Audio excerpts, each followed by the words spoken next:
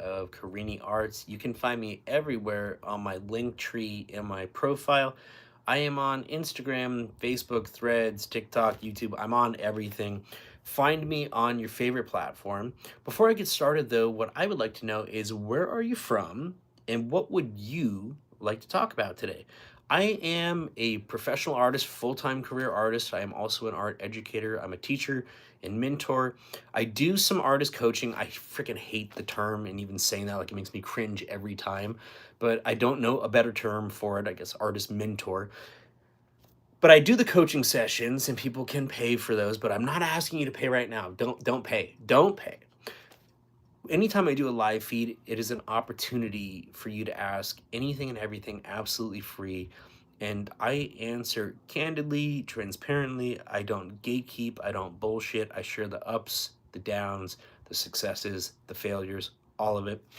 So this is your time to tune in and ask me anything that you want. You do got to catch me while I'm actually on the live, though. So if you do miss me on this one, catch me on the next one. But I have hundreds of support videos here on YouTube about anything and everything. You may just need to do a little digging to find the one that you want to talk about. Check out the different sections that I have on YouTube because I do have some longer talks as well. But today, one of the things that I want to talk about is I'm working on a commission in the studio today, and that's fun. But I also turned down 2 commissions this week.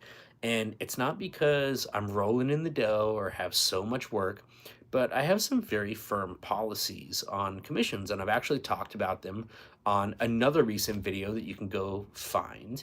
And you can also find a written version of it on my blog, on my website.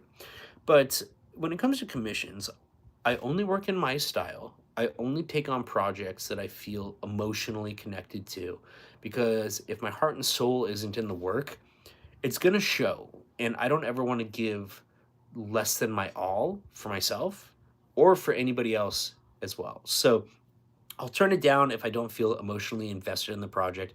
I also have some other policies on commissions in terms of payment. I require 100% upfront, and the reason that I require that is because I've been around business long enough to see anything and everything happen. And as an artist, you got to protect yourself. And so that's one of the ways that I protect myself. I know that the money is there. I'm not going to get burned. Cool. Now I can give this my full energy. And I have a firm policy on under promising and over delivering, meaning that if I think something is going to take me a week, let's say, then I'll say it's going to take 2 weeks so that people always get it faster than they are expecting it. And then it just ensures that you never let people down. Now, in turning down the 2 commissions this week, I did not just say no. I told both of the collectors, well, I'm not the right artist for this project, but I can find an artist that is right for this project. And so what I did was I reached out to a couple of artists that I know, some younger artists looking to gain experience that don't have as much time in the biz as I do, and both expressed interest in doing it. And both the artists that I reached out to, I have full faith and confidence that they will be responsible enough to not make me look bad. So that's a big key to things too, in giving referrals. But I did give some advice to both of these artists. I said, whatever you think that you would charge for these commissions, I want you to multiply that price by 2 to 4 times.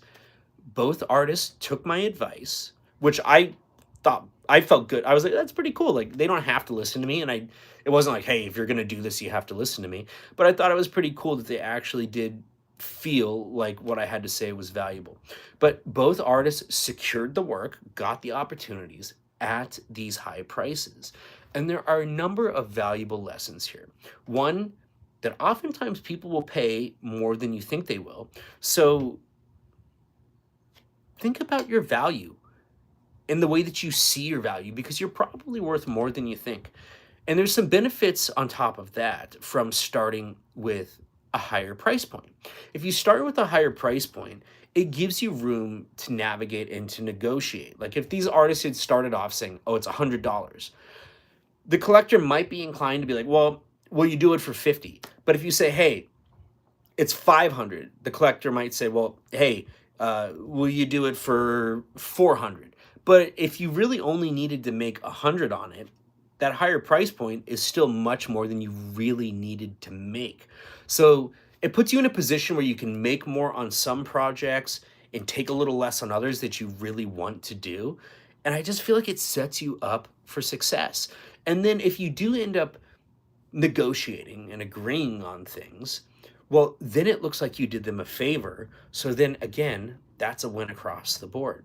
But one of the other key things about this that I want to talk about is artists taking care of other artists, because I think it's something that we need to do more.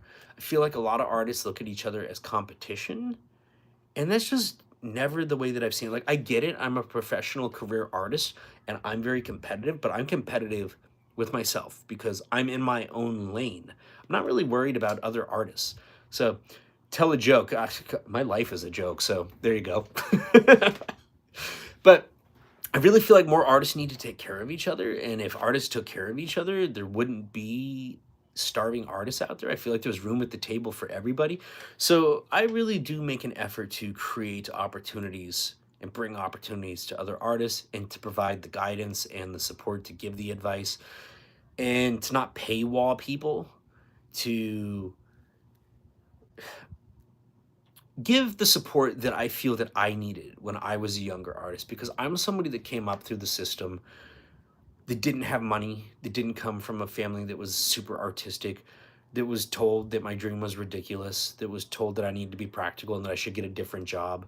And even to this day, my family doesn't come to most of my events or buy my work, and that's okay because it's my dream. But I feel like more artists out there need support, and I just want to give the support that I feel that I could have used coming up through this. So, the other thing about this that you can do as an artist or as somebody giving opportunities to other artists is referral fees. And what I mean by that is, if somebody gives you an opportunity and you make, say, $100, you can always throw the person back maybe 10%, throw them back $10, something like that. You don't necessarily have to, but it's going to make them more inclined to want to throw you more opportunities. Now, in this situation where I gave these two artists opportunities, am I expecting anything? Absolutely not. I don't even want anything from these artists. In fact, if they offered, I'd probably be like, no, I just wanted to give you an opportunity. But it's just something to consider in terms of doing business. It's just smart way to approach things and a way to kind of take care of each other. Feed the people that feed you. So I'm going back, just kind of reading some of the stuff.